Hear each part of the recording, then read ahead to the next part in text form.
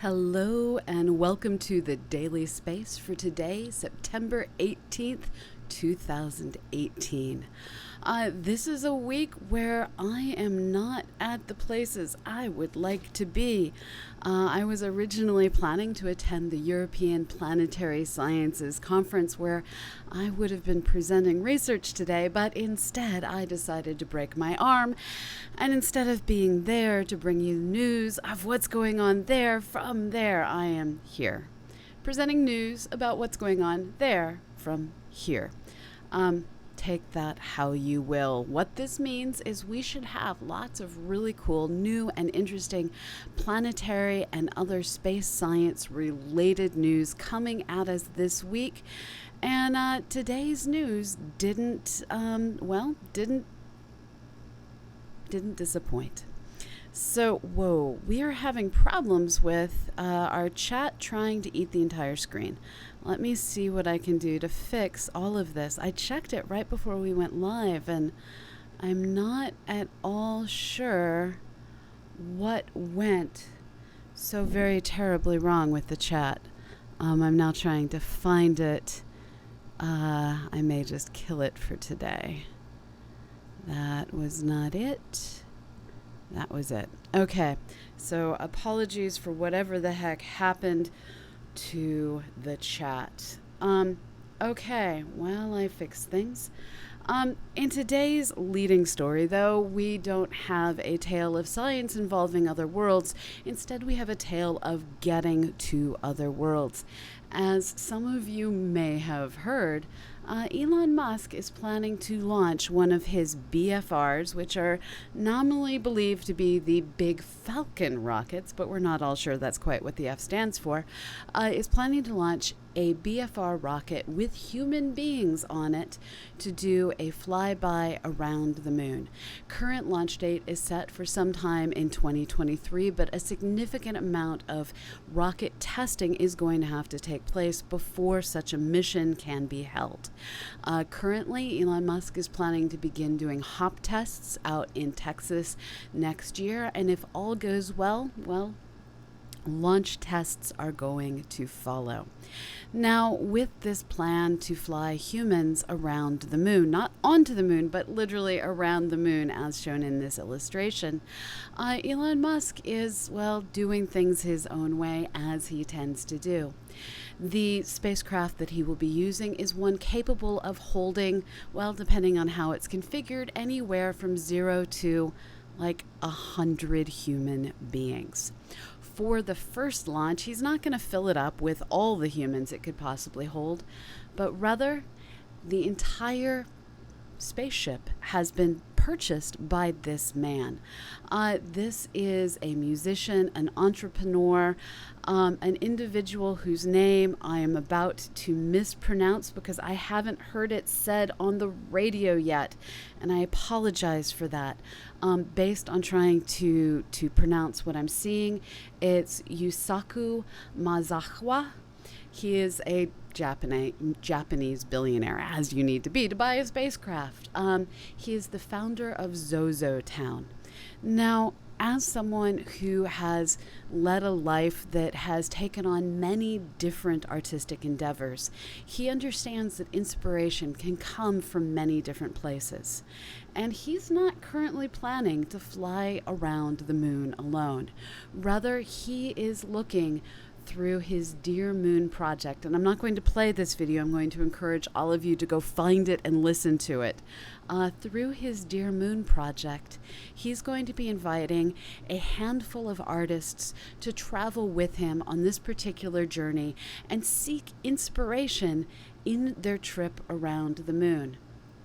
Now, with this large spacecraft, they are going to have the space, to do a variety of different things, none of which we can dare predict right now. But what we can do is look and see exactly how has space and art already work together.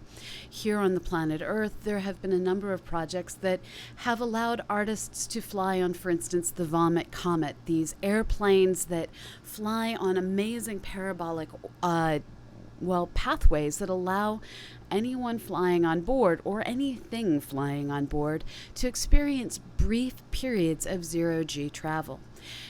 During these falls, artists have danced. They have, done a variety of things through many different programs around the world.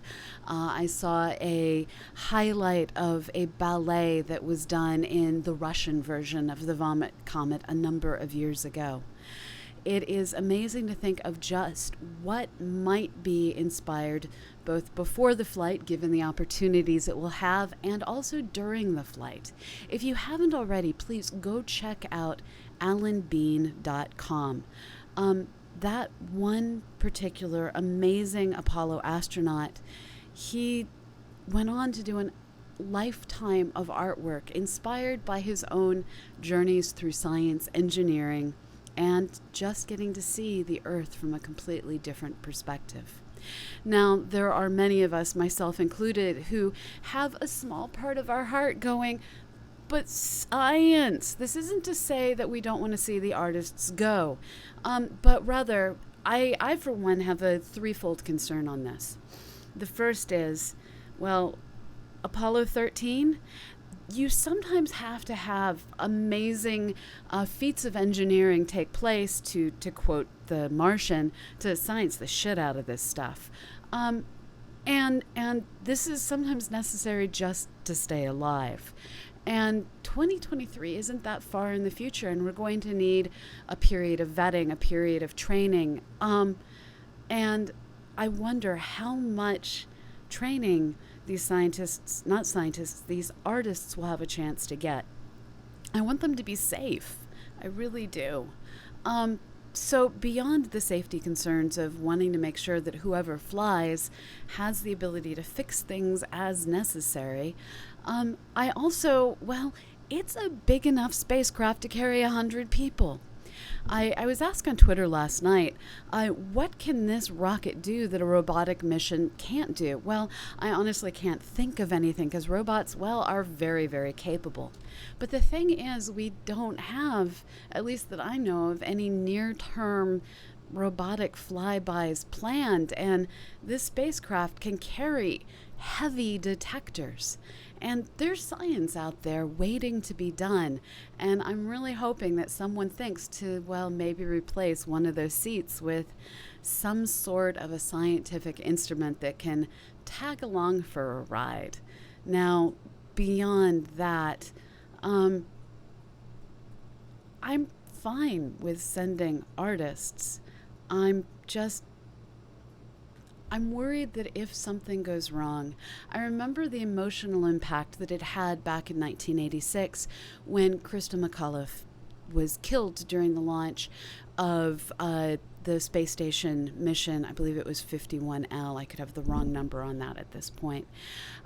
While it is always heartbreaking for any astronaut's life to be lost in the name of exploration, it was particularly hard for all of the school children across the United States who'd been pulled into rooms with television screens to watch this role model take off and be that any person who can fly. In this case, I'm concerned if something goes wrong during this first mission, that, if it's something dramatic and sudden that can't be fixed, that losing a spacecraft full of artists will have more of an impact on our ability to push things forward, to keep daring, difficult, challenging, potentially deadly things. I want this mission to succeed. I want it to succeed even if failure does occur. Something will be learned. So I want to see art happen. I want to see art happen as artists fly in space. When I was a child, I dreamed of being the first journalist in space before I realized girls could be scientists. Although, as I sit here, I guess I am a journalist as well. I want this to succeed. I just have very mixed emotions. Anyways, moving on to our next story for the day. This one comes to us from the European Planetary Sciences Conference that is taking place in Berlin. Christopher Berger at the University of Vienna and working with a team of scientists that included colleagues also at the University of Vienna and at the University of Tübingen, worked on doing a variety of simulations of what occurs when two planetesimals, two two objects of various sizes hit at various angles during the early universe. With these models, this team of scientists considered, where does the water go? One of the things that is a constant mystery to people trying to understand our own planet Earth is, where did the water come from? In our early solar system, when our planet, and in fact all the inner worlds formed, well, we were kind of dry. One of the reasons that the Dawn mission went to Vesta in Ceres is because Vesta was inside that snow line in the early formation of our solar system and would have formed devoid of water, while Ceres further out was beyond that ice line and would have been able to form as an already wet world. Now, while the snow and ice line is out beyond our orbit, we kind of are wet. We kind of have a whole lot of oceans all over our planet. And so we have to figure out what delivered that water to our world. One early idea was that it was the impact of comets. But the more we learn about comets, the more we realize the kinds of waters, the isotopic ratios that we see, they don't resemble the kinds of water and the isotopic ratios that exist on our own planet Earth. Things form with different compositions at different places in our solar system. Something that formed close to the sun should, we believe, according to our theories and the measurements we've taken so far, have a different composition than something that formed out beyond Jupiter, beyond Neptune and Uranus. So if comets are from the outer solar system, and our water ratio doesn't resemble comets, where did it come from? What it's looking like is some of the more inner objects came in and collided, and that collisions that involve two objects hitting off axis. This is where their center of masses don't line up. This is the kind of pool shot you take when you want to hit a ball and make it zip off sideways while your white cue ball continues fairly straight. In this particular kind of a scenario, the collision between the two worlds will strip the water off of the smaller of the impactors. And then, as they run their simulations to figure out exactly where did the water go, it looks like that water could have gone to the more massive object. It may just be that we stole our water from other things that weren't quite big enough to become planets, and hit us in the early universe, or not the early universe, the early solar system. This is new research, and as I've said before, anyone who tells you they know exactly how a solar system formed is probably lying. We're currently working to piece together a whole myriad of different data, whether it's coming from understanding new things from more complex models, whether it's from ALMA's observations of other solar systems in the process of forming, or if it's just from our own ability to go out and grab a rock from another world and sample it to see just what it's made of. We're still gathering data, and we're still putting together the puzzle pieces, and this is just one more piece. I don't know when we're going to fully understand how our solar system came to be, but it's cool that we have the ability to pull these pieces together and work towards that eventual understanding. Now, as we continue on in our adventures in science, we have a tale of destruction. This is an inverted image of the Large and Small Magellanic Clouds. These are two small galaxies that are located 200 million and roughly 160 million light years away from our world. Looking out at them, you can see them, if you're in the southern hemisphere, as two clouds of light in the sky. Now, the reason that the reason that scientists have inverted this image and that I'm choosing to use this image to show you is it makes it a little bit easier to see this dark wrinkle of lack of light in the inverted image, which means a faint ribbon of light in the image. Again, this is inverted. What this is indicating is there's a tidal stream of material here. And in trying to understand the origins of this particular stream of stars, well, scientists looked at this nearby dwarf galaxy, or at least irregular small galaxy, for an answer. This is work that was done by master's student Benjamin Armstrong at the University of Western Australia. It's been recognized for a long time that the stars in the Large Magellanic Cloud have, well, a strange star formation history. The stars in general appear to be either quite old or quite young, with a gap in star formation appearing to occur between these two epochs. This means that the Large Magellanic Cloud went star formation, star formation, star formation, stop, long pause, star formation.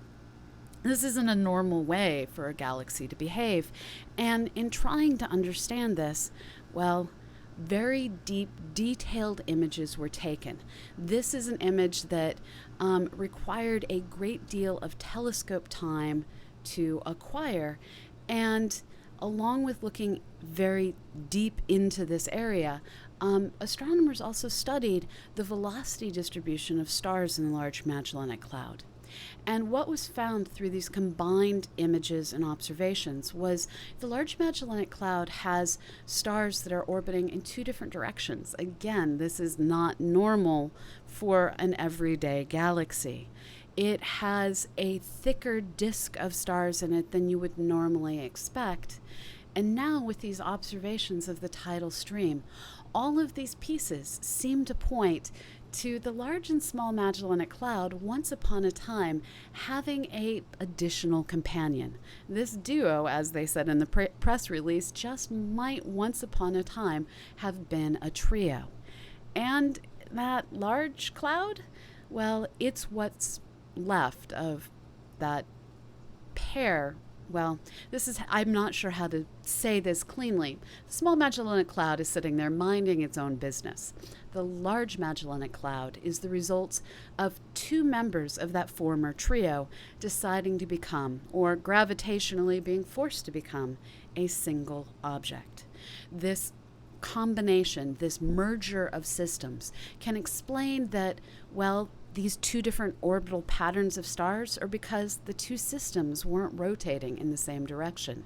That burst of star formation, that would get triggered during the collision as shock waves shocked gas into collapsing down and having those stars form. This is a cool new piece of research and just helps us see one more time just how dynamic our universe, even the nearest bits of our universe, really is, and that, well, objects are constantly merging and changing throughout our system. Now, to continue looking at the Large and Small Magellanic Cloud, but this time in a different way, I bring you a release of science data from TESS. This is a new orbiting observatory that is on a highly elliptical orbit and is out there observing with a myriad of different cameras. And as it makes its observations, it is going to be looking at field after field after field, orbit after orbit. So TESS will spend 2 years monitoring 26 different sectors of the sky for 27 days each. With each of these sets of observations, it is going to be building up a long-term, understanding of the brightnesses of individual stars, and it's going to be seeking evidence of planets passing in front of these stars. This kind of passage is called a planetary transit and will help us identify, where are there more planets out there? Isn't this what we spend every day doing, it feels like? We're working to narrow in on all the terms of the Drake equation. We're working to understand how often do planets how often do stars have planets? What kinds of planets do they have? And because of the kinds of observations Tess is making, where it's observing a myriad of nearby stars, unlike Kepler, which looked at a single field and got a deep understanding of faraway stars. With this particular mission, we're going to have observations that should allow us to follow up using ground-based telescopes and the future James Webb Space Telescope to measure the atmospheres of these worlds and start to help us understand not just where are the planets, but what are those planets like. Now, this is a JPEG image. I haven't been able to find the FITS images, the science data yet. I can't tell you how deep this image is, how faint it went. I can't tell you how good the photometry is. I can tell you, here is a set of images, and here's the stuff they're able to see. There is data coming down off the spacecraft, and now we just have to wait. So this is today's news for September 18th, 2018. I'm going to go ahead, and that window still doesn't have a healthy chat. I'm going to see what I can do to try and make this chat a bit healthier and take your questions once I can get the chat working. So while I work on getting a readable version of the chat, go ahead and start typing your questions in.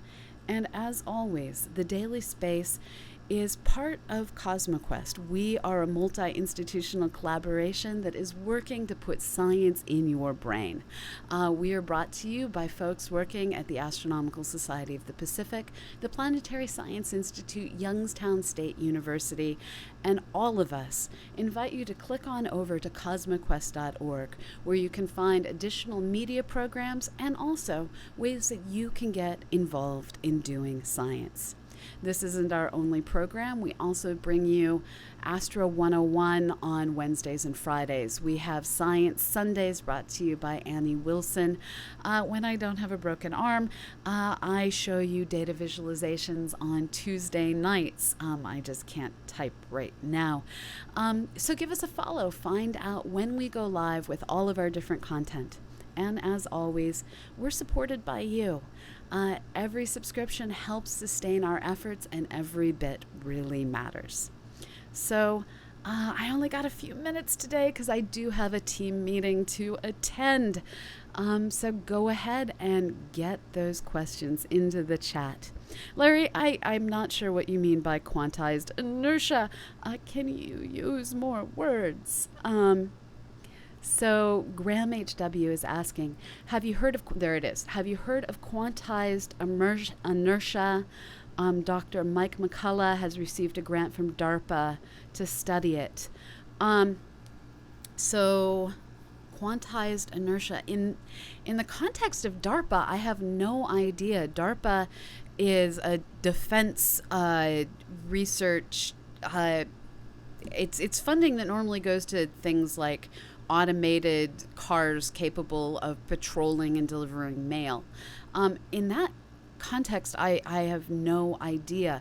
In general, when you say quantized inertia, I wonder if it's related to people often wonder if, just like there are discrete individual energy levels that electrons are confined to, if as we continue to study things, we'll eventually hit the point where everything is quantized at a certain level.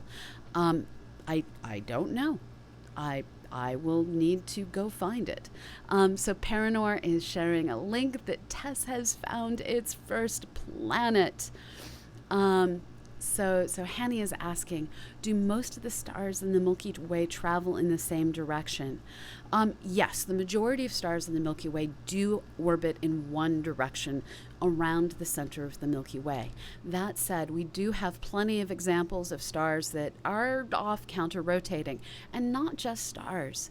One of my favorite things to learn as an undergrad was that some of the globular clusters out there are going in entirely the wrong direction. We're now coming to understand that our own, counter-orbiting systems are also probably stolen systems. It's galaxy mergers all the way down, and we get those echoes of prior opposite going motions.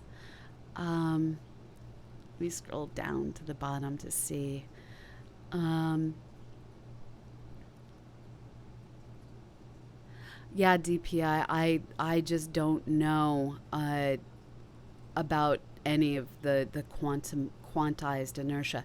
This is one of those times where I feel the need to remind everyone I am an observational astronomer by training who does computational work using large data.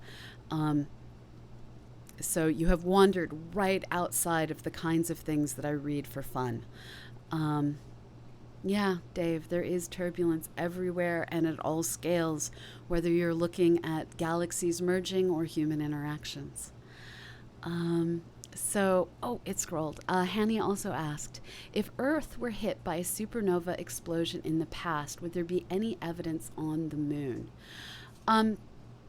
Well, we get hit by supernova explosions all the time. It's just what we're getting hit by is usually the neutrinos flying our way from great distances. We can see these in some of our detectors that like Kamiokande, for instance, out in Japan is able to detect the wave of neutrinos that comes our way. We've detected waves of gamma rays from hypernova. Now, if what you mean instead is one that was near enough that it caused us harm, I don't know. We have looked through evidence of extinction events here on the Earth, and there are a few that people have raised the flag. Maybe this was due to some sort of a nearby gamma ray burst, but there's no conclusive evidence, and I'm not sure what mineralogical evidence we could look for. Yeah, cosmic rays. Cosmic rays. When you turn on your television, like not the one on your super thin entertainment center, or in my case on your mantelpiece, but if you go digging through, I have one in the garage, one of those old cathode ray tube televisions that Goodwill will no longer take off your hands. If you tune one to a station between the stations, if you're somewhere that still has analog stations, it's even easier if you're somewhere with no analog stations because there's no signals to tune into. That static you see, that static, a good deal of it is cosmic rays that are getting detected by your television set. You're seeing the noise of the universe between the stations on your television. Yes, Matt Richardson does know a great deal about cosmic rays, so go ahead and hit him up Wednesdays and Fridays after the Daily Space. Now, I'm afraid to say I am 1 minute away from a team meeting, and I shouldn't be late to my own team's meeting. So I am going to need to wrap this up. I will be back here tomorrow at 1 p.m. Eastern, 6 p.m. London. That's 10 a.m. Pacific. And I am going to be here to put science in your brain and bring you a taste of all that's new in space and astronomy. Thank you so much, Checker Kev. As always, we are sustained by you. Every subscription, every bit really helps keep us going. Give us a follow. Follows are free. Thank you, Serge. I can't read that. Please say Jezem Pizda. I think that was something bad in Russian, but I'm going to go with it. So I'm always happy to stream that dolphin. So thank you, everyone. I will see you all tomorrow. Have a great morning, evening, afternoon, wherever in the world you may be. And remember, get outside and look up. Bye-bye.